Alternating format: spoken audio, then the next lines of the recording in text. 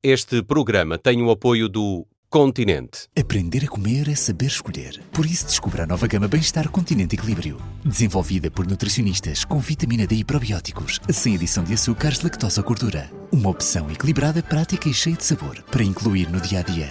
Encontre junto à secção dos iogurtes. Assim, toda a gente come melhor. Continente. É de toda a gente.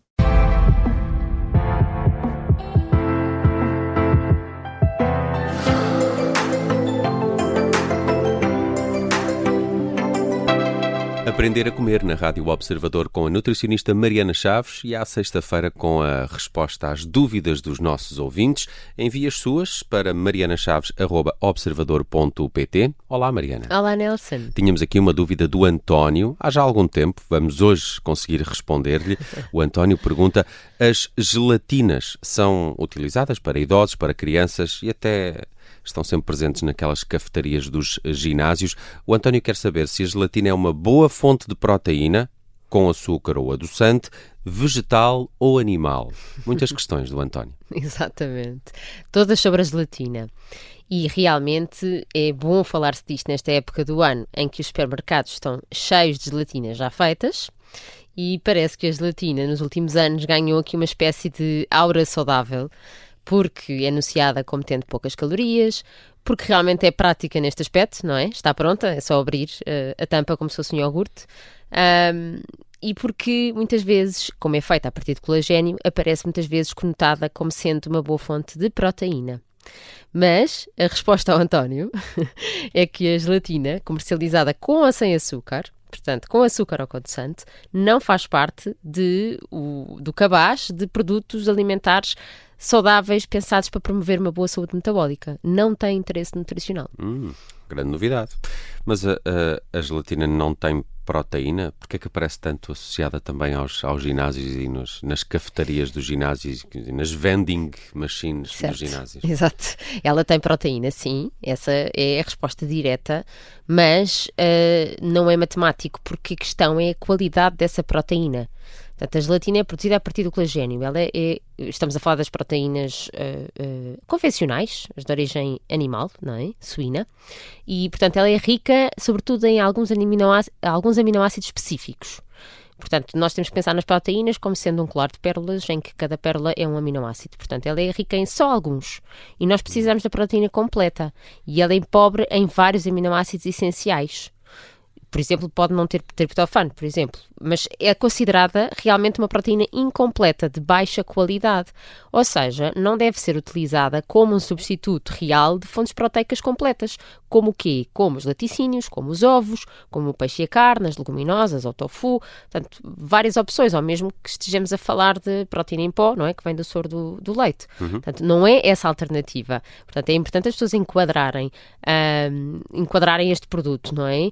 Não traz grande vantagem, especialmente nesta construção muscular, não é? Porque quando está na cafetaria do ginásio parece que é, ótimo, vou comer aquilo para aumentar o ganho muscular depois do meu treino. Portanto, não é por estar aí que transforma num alimento, de repente, que é útil em termos de construção muscular. E para as crianças e idosos, a gelatina tem algum interesse nutricional? Sim, pode ter, porque é importante nós olharmos para a gelatina. Eu queria explicar neste início, realmente, enquanto literacia alimentar, a importância de nós enquadrarmos, não é? Não é igual comer gelatina e comer fruta. É muito mais saudável comer fruta, comer ovos, comer peixe. Portanto, acho que aí não há qualquer dúvida. Mas vamos começar a dissecar aqui um bocadinho estes temas. Porque uma gelatina sem açúcar pode ser uma escolha mais equilibrada do que um gelado cheio de açúcar. Claro que sim. Mas a fruta continua a ser uma opção mais interessante do ponto de vista nutricional a qualquer uma dessas duas soluções. E, por exemplo, deixem-me dar aqui soluções para quem tem crianças mais pequenas: usar fruta congelada para fazer um gelado caseiro, portanto a banana congelada, cortada já, aquelas que já estão maduras na nossa fruteira. Normalmente eu aconselho sempre a ter num saco dentro do congelador, triturar com um bocadinho de outra fruta, seja frutos vermelhos, que estamos na época, ou seja, manga, que é mais doce, ou mesmo preparar uma das minhas sobremesas preferidas, que é a bavaroise, que é juntar iogurte com fruta, e depois juntar uma gelatina neutra, ou seja, a gelatina dita bovina ou vegetal neutra, para dar a consistência, e fica com uma consistência mais gelatina, gelatinosa, e nós até falámos destas ideias num programa que demos o nome de Se é fã de gelados, estas dicas são para si, onde até falámos da opção de fazer gelado com gelatina, que vai ter muito menos açúcar, e depois comparações entre gelados comerciais, acho que as pessoas podem gostar de ouvir, dos de pauzinho e dos de bola, e também falámos, porque isto é que eu acho que faz sentido, é olhar para a gelatina como uma opção de sobremesa. Então falámos também num programa que nós demos o nome de Como Transformar a Fruta em Sobremesa de Luxo, onde falámos de formas simples de tornar a fruta numa sobremesa mais apelativa. Agora, e aí a gelatina tem um bom papel? Aqui neste caso, não tanto, só mais estas neutras, mas é para falarmos. Portanto, eu gostava que a gelatina fosse enquadrada como uma sobremesa, e para isso nós temos mais hipóteses para além da gelatina. Claro que temos nestas hipóteses dos gelados, como neutra para dar consistência a uma sobremesa, mas também podemos fazer sobremesas com outros ingredientes, com a fruta, que será sempre mais saudável. Agora, nos idosos, portanto, isto por causa das crianças, não é? Com aquela potência pelo sabor doce, é um desafio constante. Os idosos também, muitas vezes, claro. Mas a gelatina nos idosos tem um papel mais importante, porque muitas vezes ajuda a aumentar a ingestão de líquidos e, portanto, sendo um grupo etário em que a sensação de sede se vai perdendo, e é de extrema importância insistir na hidratação. A gelatina, falamos disso aqui há pouco tempo num programa. Exatamente, a hidratação através da gelatina poderá ser uma estratégia, não é? Isto obviamente que é caso a caso se faz sentido nesse idoso ou não. Ele também pergunta se gelatina com açúcar ou com adoçante, qual seria a melhor opção? Claro, que aqui nós todos, obviamente, que pensamos açúcares adicionados não fazem bem e, portanto, uma opção que não tenha o açúcar adicionado, tenha o adoçante, por exemplo, para um diabético é uma escolha de olhos fechados, não é? Que sabemos muito bem qual é. Pronto, mas dito isto, nenhuma destas, mais uma vez, se enquadra como um alimento saudável que deve ser consumido todos os dias. Portanto, mais uma vez, pode ser aqui pontual, ou o erro aqui eu acho que é pensar que esta gelatina entra no cabaz mensal. Porque nós temos que pensar que devemos tentar consumir menos açúcar e para isso temos que desensibilizar o sabor doce na nossa boca. Portanto, não ligar a esta questão do poucas calorias, muitas calorias.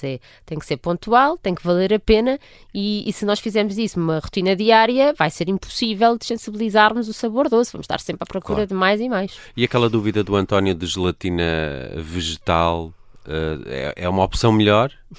Que nós, há uns anos atrás, não tínhamos sequer essa hipótese no supermercado, não é? E agora já temos exatamente com o mesmo enquadramento da gelatina convencional animal, ou seja, tens no supermercado a gelatina animal com açúcar ou com adoçante e também tens a gelatina vegetal com açúcar e com adoçante.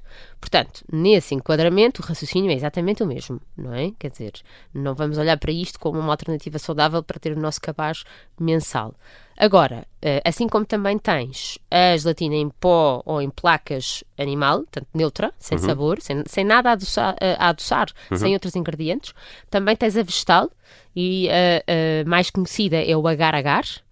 E, portanto, pode ser interessante nestas confecções, como eu dizia, não é? Não tem calorias, isto é uma fibra e dá consistência firme.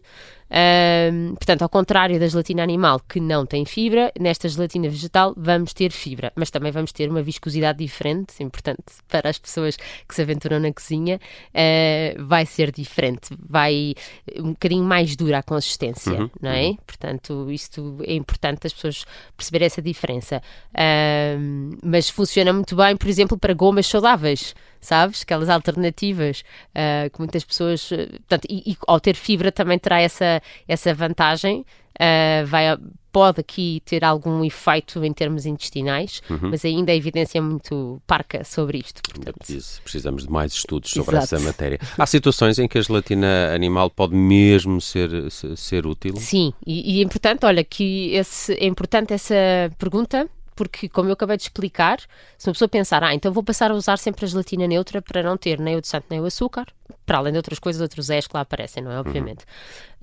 Mas, por exemplo, a gelatina animal não tem fibra, como eu acabei de dizer. Portanto, ela pode ser usada em algumas situações clínicas específicas, como, por exemplo, para a preparação de alguns exames, como a colonoscopia, obviamente de acordo com as indicações dadas pela equipa de profissionais de saúde, mas é importante entenderem que, quando se trata de gelatina nessas preparações, por exemplo, é a gelatina animal.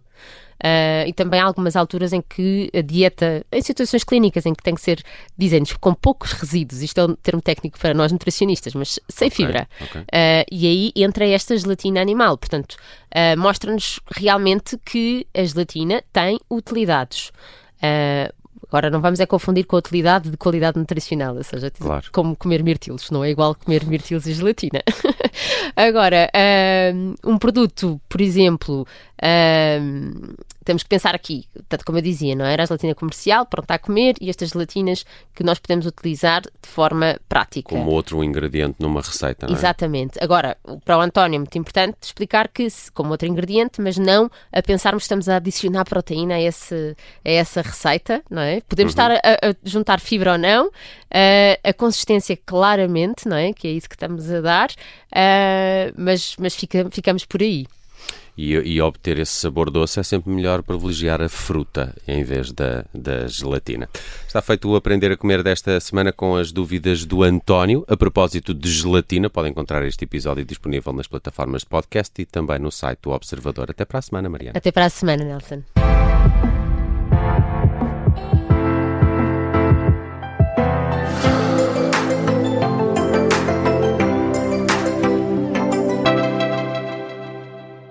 Este programa tem o apoio do Continente. A vida passa a comer. E assim, com a maior variedade de frescos, produtos de qualidade das marcas Continente e refeições prontas a levar, sempre aos melhores preços, toda a gente come melhor. Continente. É de toda a gente.